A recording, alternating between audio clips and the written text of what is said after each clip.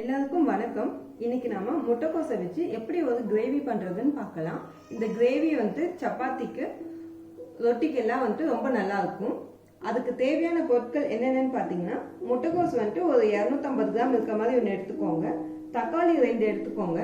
வெங்காயம் 2 எடுத்துக்கோங்க. பூண்டு ஒரு 7 பல்லு எடுத்துக்கோங்க. இஞ்சி சின்னதாக ஒன்று எடுத்துக்கோங்க. சின்னதாக துண்டு எடுத்துக்கோங்க.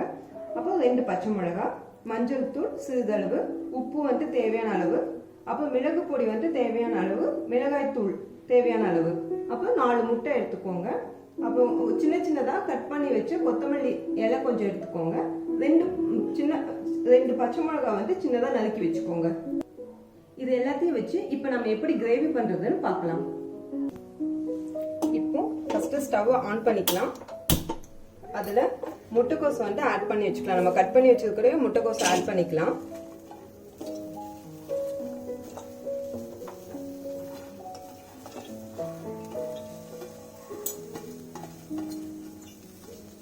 அடுப்பு சிம்ல வச்சுக்கோங்க. ஃபர்ஸ்ட் ஆட் பண்ணிட்டு நம்ம எடுத்து வச்சிருக்கூடிய மஞ்சத்தூள் ஒரு 1/2 ஸ்பூன் போட்டுக்கோங்க. அப்புறம் தேவையான அளவுக்கு உப்பு அதையும் போட்டுக்கோங்க. போட்டுட்டு இதை லைட்டா கிளறி விடுங்க.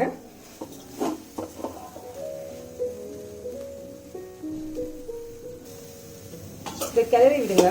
இது கிளறி விட்டதுக்கு அப்புறம் நம்ம லைட்டா தண்ணி தெளிச்சுக்கலாம்.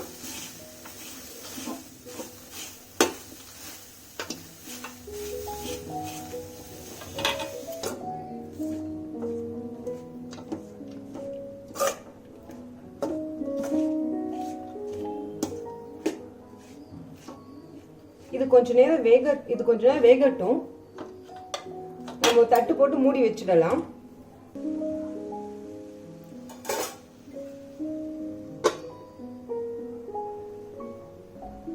இது வேகக்கூடிய நேரத்துல நாம எடுத்து வச்சிருக்கோம் இல்லையா, இந்த வெங்காயத்தை தனியா நம்ம அரைச்சு வச்சுக்கலாம். அதே மாதிரி தக்காளி தனியா அரைச்சு வச்சுக்கலாம். இந்த இஞ்சி, பூண்டு, மிளகாய் இது 3ஐயும் தனியா இடிச்சு வச்சுக்கலாம்.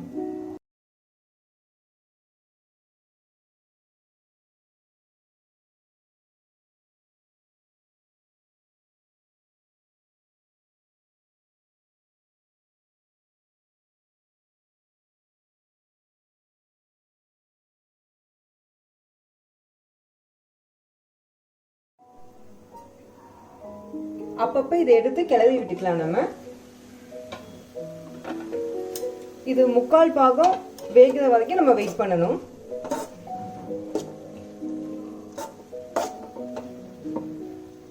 அடி பிடிக்கிற மாதிரி இருந்துச்சுன்னா லைட்டா மறுபடியும் தண்ணி தெளிச்சுக்கோங்க.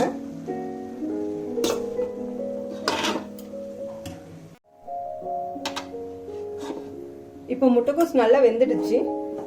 இப்போ நம்ம இங்க பாருங்க, இந்த பதத்துக்கு வேகணும். வெந்துடுச்சு.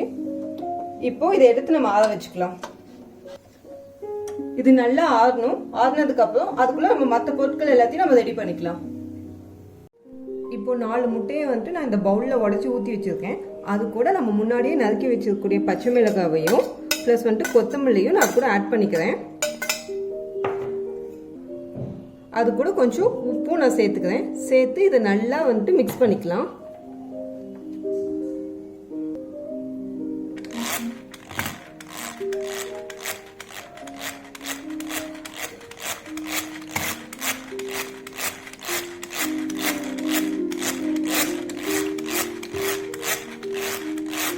ஒன்னோட ஒன்று நல்லா கலக்கிற அளவுக்கு மிக்ஸ் பண்ணிக்கோங்க.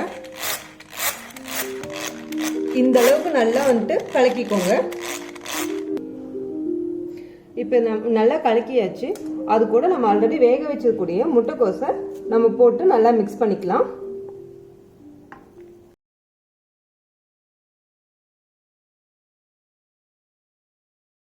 இது போல நல்லா கலக்கிக்கோங்க.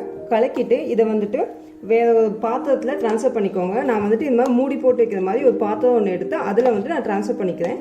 ஏன்னா நம்ம இதை இப்போ குக்கர்ல வச்சு வேக வைக்க போறோம். அதுக்காக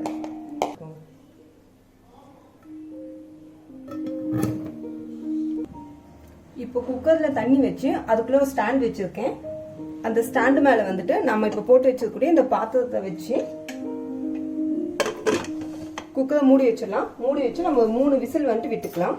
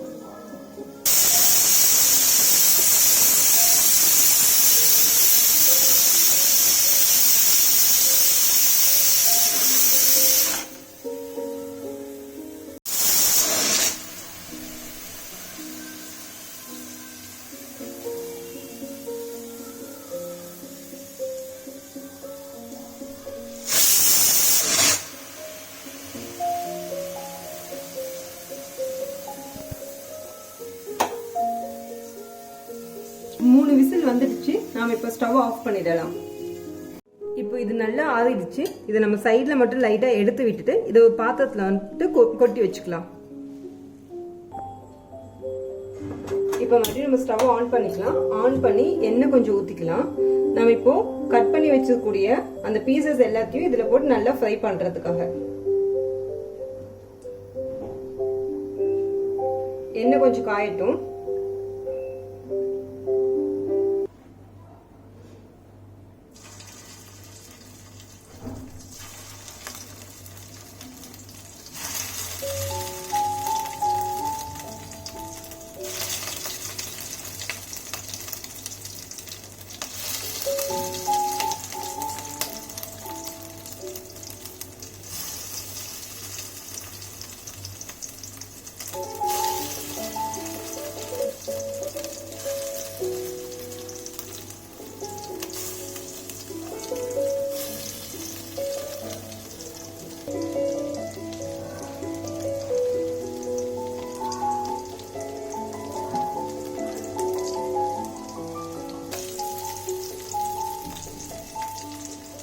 இப்போ எல்லா பக்கமும் ஃப்ரை ஆகுற மாதிரி இதை திருப்பி விட்டுக்கலாம். நம்ம இப்போ போட்டிருக்க எல்லாத்தையும் இப்போ இந்த பதத்துக்கு வந்து நல்லா வேகணும். வெந்ததுக்கு அப்புறமா இதை வேற ஒரு தட்டில் மாத்திக்கலாம். இப்போ ஸ்டவ் ஆன் பண்ணிக்கோங்க. அதுல 2 பட்டை, 2 ஏலக்காய், 3 சோம்பு, கொஞ்சம் சீரகம், கொஞ்சம் சோம்பு இது எல்லாத்தையும் சேர்த்துக்கோங்க. சேர்த்துட்டு அது கூடவே வந்துட்டு இப்போ நாம இடிச்சு வச்சிருந்தோம்ல பச்சை மிளகாய், இஞ்சி அதையும் வந்துட்டு நம்ம சேர்த்துக்கலாம். இஞ்சி பூண்டு அது 3ஐயும் வந்து நல்லா இப்போ வந்து வதக்கிக்கோங்க. வதக்குனதுக்கு அப்புறமா இப்போ நம்ம அரைச்சி வச்சிருக்கக்கூடிய வெங்காயத்தை நம்ம சேர்த்துக்கலாம். இது வந்து இந்த வெங்காய வாசனை போகிற வரைக்கும் நம்ம இதை வந்து நல்லா வதக்கணும்.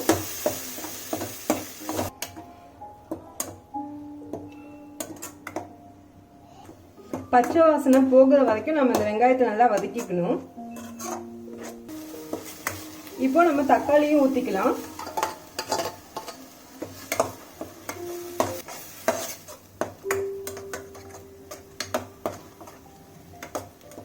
கொஞ்ச நேரம் வதங்கட்டும் நல்லா.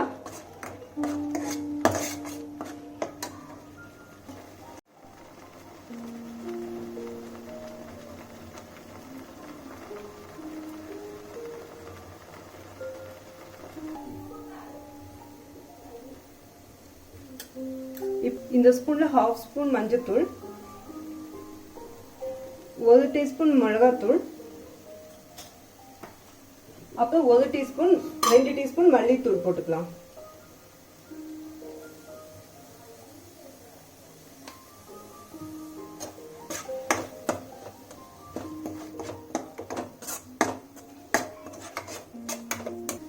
ஆல்ரெடி முட்டைக்கோஸ்லயும் உப்பு போட்டிருக்கோம், அதனால இங்க கம்மியா மட்டும் கொஞ்சம் உப்பு போட்டுக்கலாம்.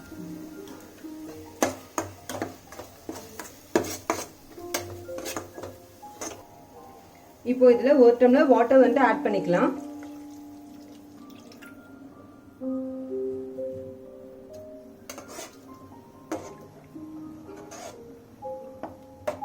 இது கொஞ்சம் நல்லா வேகட்டும்.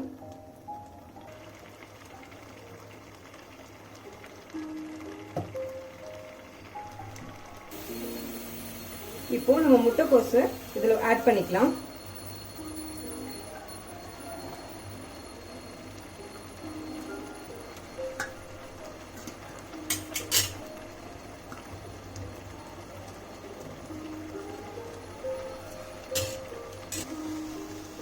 அப்பப்ப கிளறி விட்டுக்கோங்க, அடி பிடிக்காம இருக்கணும். நம்மளோட கிரேவி இப்போ வந்துட்டு ரெடி ஆயிடுச்சு. இதை நம்ம இப்போ எடுத்து வேற ஒரு பிளேட்ல மாத்திக்கலாம்.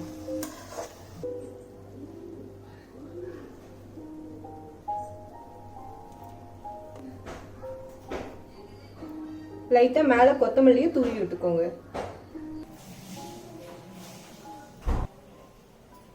இப்போ நம்மளோட முட்டைகோஸ் கிரேவி ரெடி ஆயிடுச்சு. இப்போ நம்ம சப்பாத்தி கூட வச்சு பரிமாறலாம்.